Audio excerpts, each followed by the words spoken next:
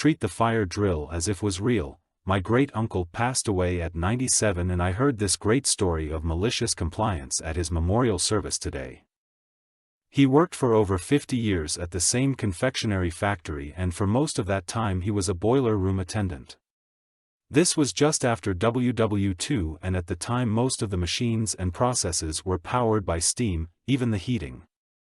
The steam was generated by massive boilers and it was his job to monitor the boilers to make sure nothing went wrong. These boilers could potentially explode, causing great damage.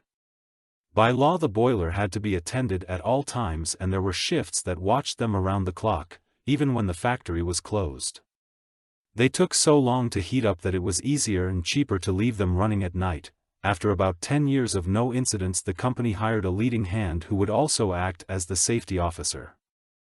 He had been a sergeant in the army and he took his job quite seriously, being quite the disciplinarian. He instituted a multitude of new procedures, some warranted, some just to establish control. The first time he wanted to conduct a fire drill, he went around telling the staff that when they heard the alarm, they had to exit the building in an orderly fashion. He got to the boiler room and it was my great-uncle on duty that day. He informed him he would not be able to evacuate with everyone else and had to stay with the boiler. The safety officer didn't give him time to explain why, he just bluntly informed him that he was to treat the fire drill as if it was a real fire, no exceptions.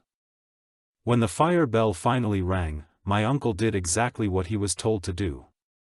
He turned off the gas to the boilers, vented all the built-up steam, purged the water and joined everyone outside. At the evacuation point they were doing a head count when the production manager spotted my uncle and immediately approached him and asked what he was doing away from the boiler. He said he was participating in the fire drill as instructed but not to worry as he had shut the boiler down completely. The color immediately drained from the manager's face. He was asked how long it would take to bring the boilers back online.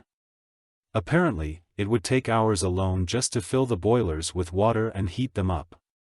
The big issue was that because they had done an emergency purge, they were required to inspect every pipe, joint and connection for damage before to make sure it was safe to start to reheat.